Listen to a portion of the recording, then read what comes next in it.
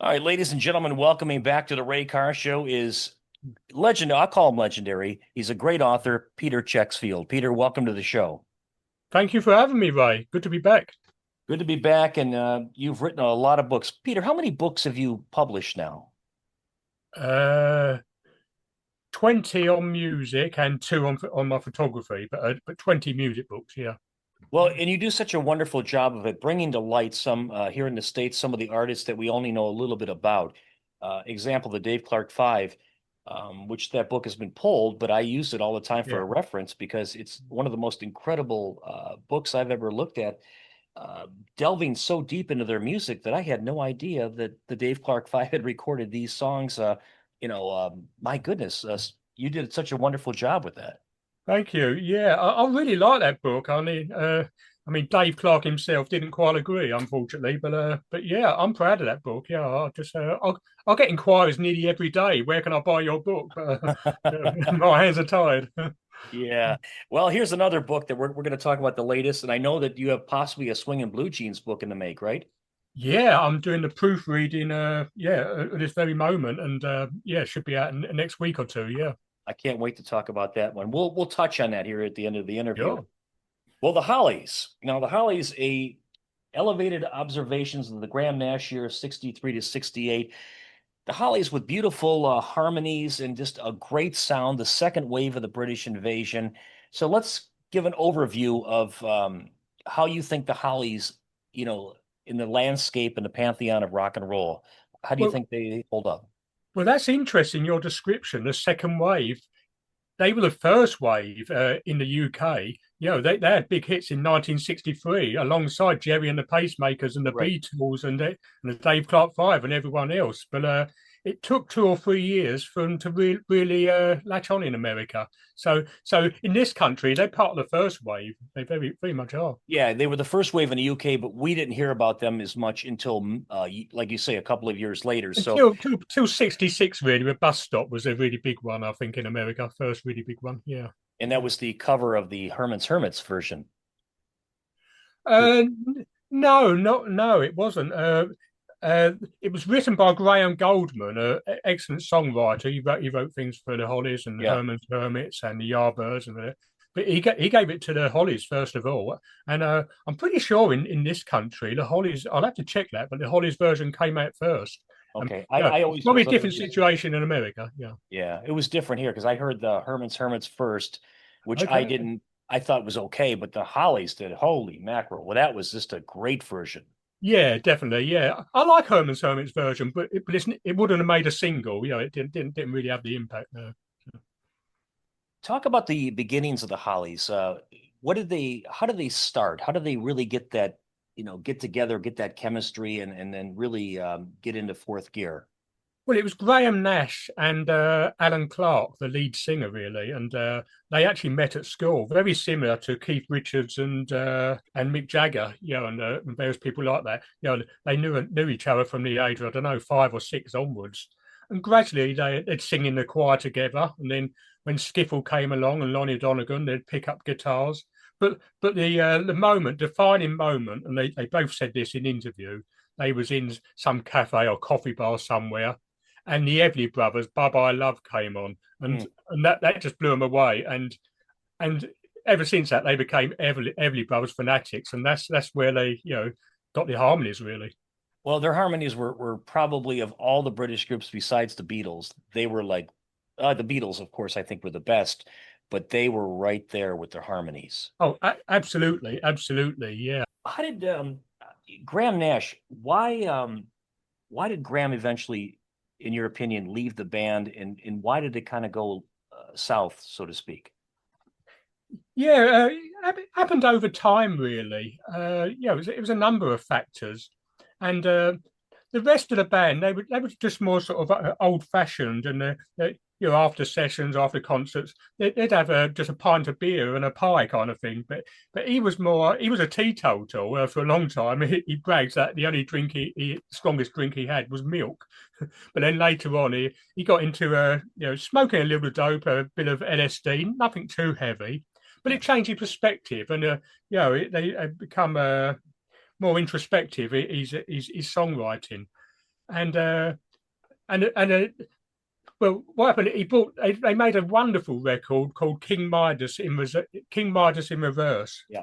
And he was very proud. That was a masterpiece. This was the culmination of years of work, and it wasn't a great hit. And the rest of the band, Tony Hicks in particular, but even his old friend Alan Clark to a certain extent, said, no, we need to go back to basics. And then they wrote something as simple as they can, which was Jennifer Eccles. And that was certainly in this country, it was a far bigger hit. And Graham was appalled, and then they tried to keep him in the band for the next, year or so, a bit less than a year. And then eventually, they was all Bob Dylan fans. Graham Nash loved Bob Dylan as well. But and they did a version of "Blowing in the Wind," and it was released as a single in Germany, and he was okay with that. But then the others, and again Tony Hicks, although he's the quiet guy, he's very much been the leader, pushing the group and finding the songs. But he suggested that the Hollies make an entire album of Bob Dylan songs, and the others were okay with that, Alan and Bobby Elliott and the others. But Graham said, no way, no way. And meanwhile, he's become friends. He'd been hanging out on the West Coast, with Stephen Stills, and David Crosby, Neil Young, Mama Cass, Joni Mitchell, people like that. And that's what made him leave, really. So he was building up for a long time. Right. He just felt that, all right, the Hollies went as far as they could. I want to explore some new avenues and let's try some new music. Let's do a few different things here. And which makes sense at that time. Things were becoming a lot different very quickly. Yeah. But King Midas in Reverse was, I thought, a really good song. Oh, fantastic. A fantastic record. It really is. Yeah. Peter, if you had to pick the 5 top Hollies songs with Graham Nash, maybe not in any particular order, what 5 songs would those be? God, you really got me there. Well, one of them would be King Midas in Reverse, definitely. Let me think. I Can't Let Go. They just before that they'd covered and they all admit it's a mistake. George Harrison's The Beatles' "If I Needed Someone," and it wasn't the greatest version of the world. It wasn't a big hit, and they thought that was their career over. It was slammed by George Harrison as well, and they thought that was their career over. And then they did "I Can't Let Go," and that was a great big hit. I think it got to number 2 in the UK. And so that would be my second one. Stay, the old Maurice Williams and the Zodiac song, Stay. It was their third single in this country, but it was the first one with Bobby Elliott on drums. They had another guy before that, and it sounds like a new band. They just sound so much stronger and so much more confident. And it was their first top 10 hit. So let me think. I suppose Bus Stop. Bus Stop is a great record. Yeah, definitely. And it was the thing that really broke them in America. I mean, they had smaller hits with "Look Through Any Window" and a couple of others. Let me think now. One more. Well, I've named the book "Elevated Observations," and that is an album track on an album called "Butterfly," and it's it's more way out, I'd say, than Sergeant Pepper. It's more similar to their Satanic Majesties by Rolling Stones in some ways. It's so far out there, a lot of the songs. But there's a song on that called "Elevated Observations," and it's some say it's about drugs, and some say it's about out-of-body experiences. Perhaps it's a bit of both, but it's just so different from their hits. So yeah, I think I'd choose that one. Yeah, those are 5 really good choices. Thank you. How are the Hollies revered nowadays in the UK? How are they looked upon now?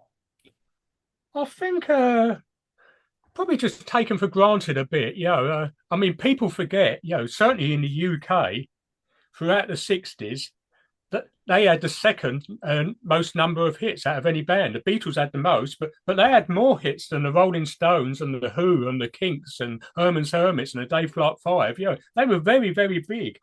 And they carried on doing that for a number of years. I mean, as late as 1974, they got to number 2 with the Air That I Breathe. I've got to say this as well. After Graham left, a lot of people predicted that would be the end of the Hollies, because he was, the big spokesman, and he wrote a lot of their songs. But they had big hits. He Ain't Heavy, He's My Brother. Long Cool Woman in a Black Dress. I've got the title right this time. The Mm. Air That I Breathe, and a great hits. So so they managed to carry on without him, They did and very the guy they well. got in, which sort of touching on my next book, was Terry Sylvester, who had been in the Swinging Blue Jeans for a few years, and a great harmony singer, and they did great with Terry. So Yeah, great stuff. And yeah, I mean, looking at the Hollies from my perspective, from somebody who we were about the same age. yeah, sure, I didn't hear the Hollies really till I was probably 5 or 6 years old, but didn't really realize what they were until I was in my teens, and that was in the 1970s. Looking back, and I go, wow, these guys are really good. I love the Beatles because I've always mm, loved the Beatles, like you have. yeah. But then there's this other group. Wow, I mean, what a beautiful sound, powerful, but yet not overwhelming, but just really good. And that like Look Through Any Window was probably one of my favorites growing up. Yeah, that is fantastic as well. Well, it was similar situation with me. I was born in 1963, so I'm 62 now. So we're probably quite a similar age, I would have been. You look much younger than me, but yeah. Oh, come on. I was born in 63 as well. I was born September Oh, 7th. okay, right. But anyway, yeah. My parents would have bought some of the big records, and I would have known them to a certain extent. But similar, yeah, in the late 70s, I was probably 15, 16, 17, like that, something like that. And I've got more into buying other records. I already had all the key albums by the Beatles and the Stones and all that. And I managed to get second-hand copies somewhere. I can't even remember where exactly, but of two Hollies albums. One was called Evolution from 1967, and one was For Certain Because from 1966. And they blew me away, every single track, and they still do when I listen to them now. And I thought, yeah, of course, the Beatles made albums like that where every track's great. The Stones did, but I thought, why don't anyone even talk about these? And not only did they make me a bigger Hollies fan, and a real big Hollies fan of the early period, but they got me more into believing just because it didn't sell a lot, it doesn't mean to say there isn't other great music out there. And it got me to, explore a bit more obscure bands, sort of thing. And so the Hollies, in some ways, were responsible of me, really being passionate about music all my life, and starting writing about them. Well, we talked a minute ago about Stay. Now, Stay by Maurice Williams and the Zodiacs back in Yeah, 1960, I believe was the shortest song in length to hit number one in the States. It was like a minute 30 seconds. Very short song. And that was always a great trivia question. What number one song in rock history had the shortest length? And that was the answer to that. But I thought it was right. That wasn't a big hit here, but certainly certainly a name you'll be familiar with. The answer to that trivia question in the UK is Adam Faith. What do you want? And I believe that was 1 minute 33 or something like that. Yeah. What do you want if you don't want money? Yeah. And yeah, Adam and Faith. that was a big hit. It was his biggest hit. Got to number one. But yeah, that was the shortest single in this country, definitely, and to get to number one. I always love Peter short songs. I don't know why, like really like 2 minute songs. They get right to the point, they hit you hard, and then they're done. Yeah. I always Yeah. like that. Some people go, oh, well, we like the longer tracks, like yes, Close to the Edge, which is a great song and a great band, but the Yeah. prog rock. But I like the short songs that just Oh bam. yeah. I mean, yeah, obviously, there are longer records. House of the Rising Sun's a long record, and Hey Jude. I wouldn't like to edit them, but mostly, yeah, shorter songs. You don't need more than 2.5 minutes, 3 minutes maximum. So yeah. It's true. What are some of the obscure songs that Graham played on that maybe the average fan of the Hollies wouldn't be aware of that you have in your book here? Oh, well, there's entire albums worth. Uh, but they did quite a lot of covers in the early days. But they did a good version of Chuck Berry's "Too Much Monkey Business," a very well known song. But the interesting thing about that, Alan Clark did lead vocals on a verse. and then Graham Nash did a vocal on a verse, and then Tony Hicks, and they sort of took turns, and you had all the three featured vocalists, singing lead for the first time. So yeah, so that was interesting. Yeah, Mr. uh, Moonlight was another one I liked. yeah. I think the Beatles version's got the edge. A lot of people don't like the Beatles version because of the organ solo. But if I had to choose, I'm not one of these who think the Beatles did. I love the Beatles, but the Beatles did the best version of everything. I'm not quite one of those. But for Mr. Moonlight, John Lennon's vocal, yeah, it's got the edge. Yeah, definitely. Yeah. I think it was on Beatles 65. But I do like Yeah, the well, in original. this country, it'd be Beatles for sale, yeah, but yeah, Right. because that was a different, yeah, yeah. Dr. Feelgood and the Interns with the original. I like to play a That's lot of right. original. That's right. Yeah, and another band who had some success with it in this country. It was on a high-selling EP. Was the Mersey Beats? They did a good version as well. So it was a bit of a standard over here. Like a lot of these Chuck Berry things, the coasters. I mean, everybody. I remember Alan Clark on the Hollies a few years back in an interview, and he said absolutely everyone recorded Poison Ivy, and they did as well. So yeah, Poison there must be 25 different versions of Poison Ivy by British groups. It was an easy one to cover, and that's what I think. Yeah, and a great song, yeah, with funny lyrics, yeah. So yeah, Another one they did, a lot of people covered, Fortune Teller. yeah, Fortune Teller, yeah. The Rolling Stones did a cover of it, but yeah. I'm trying to think, Benny Spellman was it, something like that? That's right. That's right, Yeah, Benny. yeah, Hill. yeah. Love that song. And Yeah, me too. Yeah.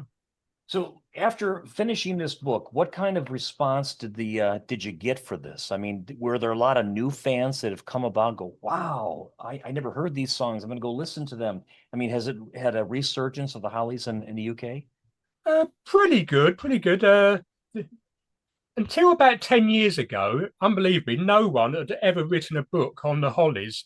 And since then, there's been four. So, I mean, mine's the fifth one, really. And so sometimes, like the swing blue jeans I'm doing now and the tremolos and Dave Clark Five, I write books because no one else is doing it. But Right. I only wrote a Hollies book really, and the same with my Rolling Stones one a while back because I'm so passionate. It was like an itch that I couldn't scratch for kind of thing. I thought, right, I've got to write about these. I've got to. I don't care if I just sell one copy, but yeah, it's doing very well. But yeah, it is. And Yeah. you put the book together so well in chronological order, explaining all about, who did the original version, the cover Yeah. that Alex did, and pictures of the picture sleeves of the 45, and you just have done a beautiful job just putting everything together. So even if you're not a fan of the Hollies, you could follow along and get the gist of what's going on. And if you're curious, you could certainly go to YouTube and listen to all this.